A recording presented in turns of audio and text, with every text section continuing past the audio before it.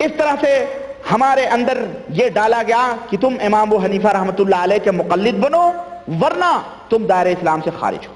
چنانچہ اکثریت نے اس خوف سے امام ابو حنیفہ کے مذہب پر 400 سال کے بعد عمل کرتی رہی، چلتی رہی۔ اور اب دھیرے دھیرے پھر کیا ہوا؟ ان حنفیوں میں دراڑیں شروع ہو گئیں، خود حنفی مذہب میں دراڑیں شروع ہوئیں، ان میں اختلافات پیدا ہوئے، اور اسے اختلاف، اور یہ سب شیطانی چالوں سے حنفیوں کے اندر اختلاف، اور اتنے خطرناک فتنے جنمنے لگے۔ سارے حنفی تھے لیکن ان میں اتنے خطرناک فرقے جنم لینے لگے کہ الامام والحفیظ۔ چنانچہ میں آپ کو بتاؤں، کہیں دین الہی کے نام پر فتنے بپا ہوئے، اکبر نے دین الہی قائم کیا، دین الہی کے نام پر فتنے بپا ہوئے، تو کبھی انکار حدیث کے فتنے، حدیث کا انکار، ایسے بھی فتنے پیدا ہوئے کہیں، اور کبھی کوئی بریلویت کے نام پر لے کے اپنا جھنڈا کھڑا ہوا کہ ہم بریلوی ہیں، تو کہیں کوئی دیوبندیت کے نام پر، یہ سب حنفی ہیں، کہیں کوئی دیوبندیت کے نام پر جھنڈا لے کر کے کھڑا ہوا، تو کہیں کوئی قادیانیت اور مرزائیت کے نام پر اپنا جھنڈا لے کر کے کھڑا ہوا، اپنے 1.5 اینٹ کی مسجد بنائی۔ یہ سب حنفی ہیں، قادیانی بھی حنفی تھا، مرزائی بھی حنفی تھا، اور اس کا ثبوت میں دوں گا، میرے پاس موجود ہے، وہ پکے درجے کا حنفی اور مرزائی تھا۔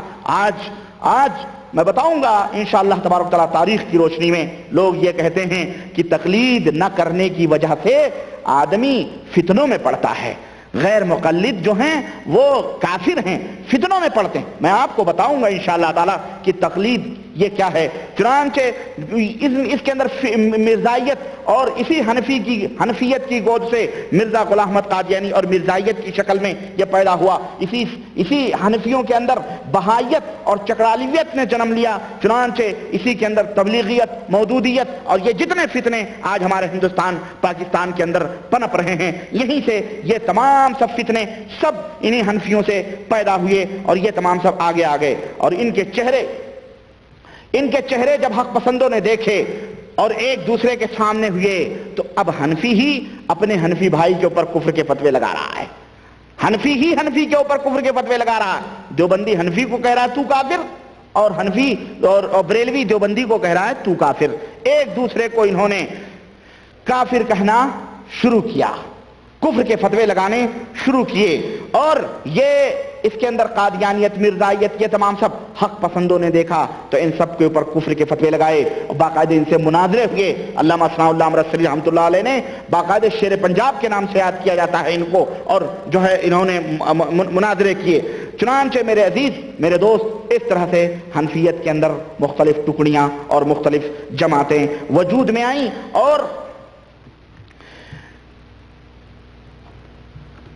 آج بھی یہ جماعتیں، یہ تحریکیں، یہ تنظیمیں اور یہ فرقے ہمارے ملکوں کے اندر موجود ہیں، ایک دوسرے سے لڑ بھیڑ رہی ہیں، ایک دوسرے کو کافر کہہ رہی ہیں، لیکن اپنے اپنے دائروں سے، اور ایک دوسرے کو الزامات اور اتہامات لگا رہی ہیں، لیکن اپنے اپنے دائروں سے باہر نہیں ہو رہی۔ چنانچہ ہندوستان، صوبہ اتر پردیش، ضلع بریلی کے اندر، ضلع بریلی سے شہر ہے، وہاں پر ایک فتنہ بریلویت کا نکلا جو خود حنفی تھا، اور اس کے بانی اور اس کے فاؤنڈر جو تھے وہ احمد رضا خان صاحب تھے۔ احمد رضا خان صاحب جن کے باپ کا نام نقی علی خان، اور ان کے باپ کا نام یعنی ان کے دادا کا نام رضا علی خان تھا، یہ ان کے جو ہے احمد رضا خان صاحب یہ رضا علی کے پوترے ہیں، اور یہ خاندان حنفیوں کا مشہور خاندان ہے جو آج بھی سوداگر محلہ بریلی کے اندر موجود ہے۔ چنانچہ اس مشہور خاندان میں، حنفیت کے اس مشہور خاندان میں سن 1856 عیسوی اور سن 1272 ہجری کے اندر خان صاحب پیدا ہوئے۔ تاریخ ذرا یاد رکھیں، 1856 ہجری عیسوی اور 1272 ہجری کے اندر پیدا ہوئے۔ یہی وہ خان صاحب ہیں جنہیں آج مجدد ملت، مسلک اعلی حضرت، فاضل بریلوی اور نہ جانے کن کن القاب سے یاد کیا جاتا ہے، اور آج ہمارے ہندوستان کے اندر آج بھی میری گاڑی میں وہ کیسٹ موجود ہے، میں سن رہا تھا، اعلی حضرت کے نعرے اور یہ دعائیں کی جاتی ہیں کہ اے اللہ ہمیں اعلی حضرت کے مسلک پر اور ان کے مذہب پر موت دے، اور انہی کے نقش قدم پہ چلا، اور انہی کے طور اور طریقے پر چلنے کی، اور انہی کے ایمان اور عقیدے پہ چلنے کی ہمیں توفیق عطا فرما۔ یہ آج بھی اپنی کتابوں کے اندر، اپنی تحریروں کے اندر، اپنی تقریروں کے اندر ہمارے ملک ملک کے علماء یہ بیان کرتے ہیں. ان کا عقیدہ اور ان کی حقیقت کیا ہے، بریلویت کیا ہے، بریلویزم کیا ہے، یہ انشاءاللہ کسی اور موقع کے لیے میں ادھار رکھتا ہوں. میں انشاءاللہ تعالی اس ٹاپک کے اوپر بھی گفتگو کروں گا. سر دست چونکہ میرا موضوع جیسا کہ آپ کو پتا ہے کہ مقلدین دیوبند کی ڈائری، مقلدین دیوبند کی ڈائری، یہ میرا موضوع ہے. اور یہ میں آ رہا ہوں، یہ میں تاریخی کچھ باتیں بیان کرتے کرتے کرتے دھیرے دھیرے میں اس کی طرف بڑھ رہا ہوں کہ کس طرح سے اسلام کے اندر چار ٹکڑے، پھر خود مذہب حنفی کیسے بڑھا ہمارے ملکوں کے اندر، پھر اس کے اندر کیسے اختلافات پیدا ہوئے کہ حنفیوں کے اندر خود اختلافات پیدا ہو گئے، کئی جماعتیں نکلیں. اب چنانچہ چار بڑی جماعتیں ہمارے ملک کے اندر دیوبند بریلی شریف سے نکلیں، جس کو شریف کہا جاتا ہے. سوداگر احمد رضا خان صاحب پیدا ہوئے سن 1856 عیسوی 1272 ہجری کے اندر. یہی وہ خان صاحب ہیں جنہوں نے صوفیت جو تھی، سادھو سنتوں کا، جنہوں نے اسلام کو بالکل ملغوبہ بنایا ہوا تھا سادھو سنتوں نے، اس احمد رضا خان صاحب نے اس صوفیت جو گونگی تھی، بہری تھی، اس کو احمد رضا خان نے زبان دی.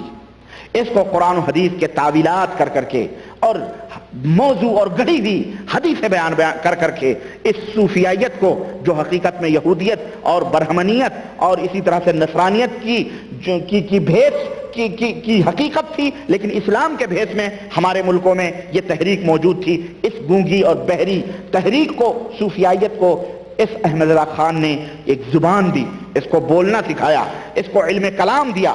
چنانچہ یہ اس کے ماننے والے، احمد رضا خان صاحب کے ماننے والے اور ان کے پیروکار اپنے آپ کو بریلوی کہتے ہیں.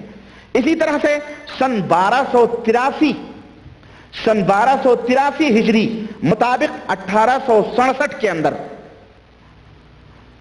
وہ تاریخ تھی 1856 اور یہ ہے 1867، اور ہجری 1283 اور وہ تھی 1272، یعنی 11-12 سال بیچ میں فرق ہے.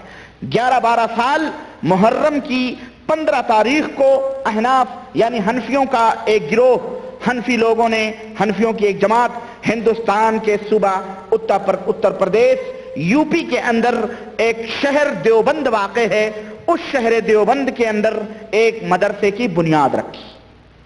احمد رضا خان کے پیدا ہونے کے 12 سال کے بعد، جب احمد رضا خان صاحب 12 سال کے تھے، تو بریلی دیوبند شہر کے اندر ایک بنیاد رکھی، شہر دیوبند کے اندر، جسے بنیاد رکھنے والے اور اس کے فاؤنڈر جو تھے مولوی محمد قاسم نانوتوی اور ان کے ہمراہ مولوی رشید احمد صاحب گنگوہی. یہ دو شخصیتیں تھیں جنہوں نے دارالعلوم دیوبند کے نام سے ایک مدرسے کی بنیاد رکھی. اس طرح ان دونوں بزرگوں کے ہاتھوں سے مدرسے دیوبند کی بنیاد پڑتی ہے، اور یہی وہ شہر ہے جس کی طرف منسوب کر کے آج اپنے آپ کو لوگ دیوبندی کہلاتے ہیں. سمجھ آئی اب دیوبندی کی حقیقت؟ یہی وہ شہر ہے جس کی طرف اپنی نسبت کر کے لوگ اپنے آپ کو دیوبندی کہتے اور کہلواتے. اس شہر دیوبند کے سلسلے میں میرے ذہن میں اچانک ایک شعر یاد آ گیا کہ عامر عثمانی تجلی دیوبند بہت بڑے رائٹر تھے، مر گئے، اللہ ان کی مغفرت کرے، سمجھ رہے ہیں، انتقال کر کے. وہ شہر دیوبند سے نکالتے تھے تجلی. ان کا منہج کیا تھا، ان کا مذہب کیا، اللہ ہی بہتر جانتا ہے. بہرحال ان کی کتابوں میں عجیب و غریب باتیں ملتی. چنانچہ وہ اس مجلے کے اندر انہوں نے کسی زمانے میں دیوبند شہر کے اوپر ایک چند اشعار کہے تھے، وہ مجھے برجستہ یاد آ رہے ہیں، میں چاہ رہا ہوں کہ میں آپ لوگوں کو سناؤں. دیوبند، دال یہ واو بے نون دال، اس کے اندر یہ کلمات ہیں. عامر عثمانی نے کہا کہ دغا کی دال ہے دیوبند میں دال، دغا کی دال ہے یاجوج کی ہے یہ اس میں، یاجوج ماجوج جو فتنہ نکلے گا، دغا کی دال ہے یاجوج کی ہے یہ اس میں، وفا فروشی کی ہے واو تو بدی کی بے اس میں، وفا فروشی کی ہے واو تو بدی کی بے اس میں، جو اس کے نون سے نارے جہیم غلطاں ہے تو اس کے دال سے دہقانیت نمایاں ہے، ملے یہ حرف تو بیچارہ دیوبند بنا، برے خمیر سے یہ شہر ناپسند بنا. برے خمیر سے یہ شہر ناپسند بنا. غرض یہ شہر کی بات ہے، دیوبند، جہاں دیوبند ہیں. اصل میں دیوبند میں ایک بات اور بھی ہے کہ وہاں ایک بہت بڑا ہندوؤں کا देवता की मंदिर भी है वहां, इसी वजह से उसको देवता कहते थे, देवता देव है, उस वजह से उसका नाम देवबंद पड़ा। समझ रहे, जहां देवबंद है, क्या बंद है? देव जानते हैं ना, जन्न भूत प्रेत देव, वो देवबंद हैं। बहरहाल अपने आप को ये देवबंदी कहलाते हैं। ये मुसलमान हैं, काफिर नहीं हैं, ये मुसलमान हैं, हनफी हैं, अपनी निस्बत ये अहले सुन्नत वल जमात की तरफ करते हैं, और मजहबन ये लोग भी हनफी हैं। जिस तरह बरेलवी हनफी हैं, इसी तरह ये भी हनफी हैं। बरेलवी अपने आप को सुन्नी हनफी कहते हैं, ये अपने आप को सुन्नी हनफी कहते हैं। लेकिन मसलकन जिस तरह बरेलवी सूफियों की राहों पर है, इसी तरह मसलकन अहले देवबंद भी सूफियों की राहों पर हैं। अकीदे और मनहज, अकीदा जो है, अकीदे और मनहज, इनके अंदर अशरी और मातुरीदी, यानी बरेलवियों का भी अकीदा और मनहज अशरी मातुरीदी है, और अहले देवबंद का, जो देवबंदी हैं, इनके भी अकीदे अशरी मातुरीदी हैं। सिलसिले तसव्वुफ जो है, तसव्वुफ का जो सिलसिला है बैत का, तमाम सिलसिलों में ये देवबंदी मुंसलिक हैं। जिस तरह इनके भाई बरेलवी, कादरी, चिश्ती, नक्शबंदी, सोहरवर्दी इसके अंदर मुंसलिक हैं, इसी तरह देवबंदी हजरात भी कादरी, चिश्ती, नक्शबंदी, सोहरवर्दी इनके अंदर ये सब मुंसलिक हैं। गरज कि जिस तरह बरेलवी मजहबन क्या है? हनफी है, इसी तरह देवबंदी भी मजहबन हनफी हैं। जिस तरह बरेलवी अकीदे और मनहज के अंदर अशअरी और मातुरीदी हैं, इसी तरह देवबंदी भी अकीदे के अंदर अशअरी और मातुरीदी हैं। जिस तरह बरेलवी मसलकन सूफियों संतों की राहों पर हैं, तो देवबंदी भी उन्हीं सूफियों संतों की राहों पर हैं।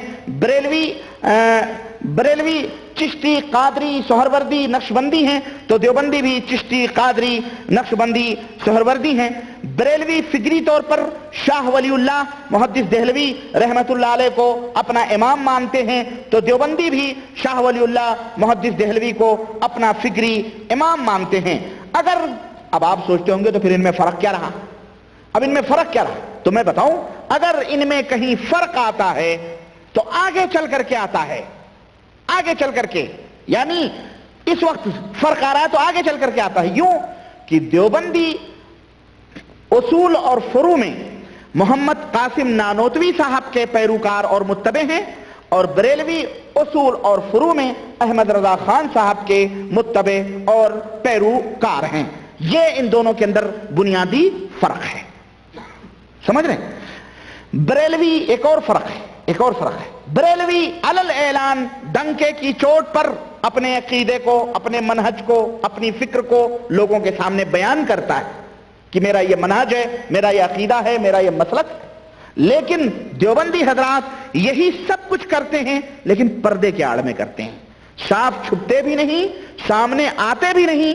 कैसा पर्दा है कि चिलमन से लगे बैठे हैं। हाँ, साफ भी नहीं आते, खुल के भी नहीं आते, छुपा के ये तमाम सब पर्दे में करते हैं। और बज़ाहिर वो बरेलवियों को ताने देते हैं और उन्हें कबूरी कहते हैं, लेकिन अंदरूनी तौर पर आपस में मफाहमत और दोस्ती करने की बेहद ये कोशिश भी करते हैं बरेलवियों से। और मेरे पास ये किताब मौजूद है, ये इंशाअल्लाह ताला रहेगी, आखिर वक्त तक रहेगी। अहकामे शरीयत मुस्तफ़ा मसाइले सुन्नत व बिदात, जिसमें शरीयत रसूल के फ़िक़ही मसाइल। गरज लिखने वाले मुफस्सिरुल कुरान मौलवी शाहिद हसन कासमी, उस्ताद शोबे अरबी दारुल उलूम देवबंद। और ये छपी हुई कहाँ से है मेरे भाई, ये भी बता दूं, ये है मकतबा सीरतुन नबी सैयद मंजिल निज़ जामा मस्जिद देवबंद यूपी। ये वहाँ से छपी हुई किताब है, और इसके मिलने के पते दिल्ली वगैरह सब कुछ, मुजफ्फरनगर भी है। और ये किस सन में छपी है? ये तारीख़ तबात है 2 शाबान 1412, यानी 1992। हाँ, उसके अंदर ये किताब छपी है, और मुफ्ती दारुल उलूम मौलाना ज़फ़रुद्दीन साहब की बाकायदे मोहर भी है। बहरहाल इस किताब के हवाले से मैं आपसे गुफ्तगू करूंगा इंशाअल्लाह।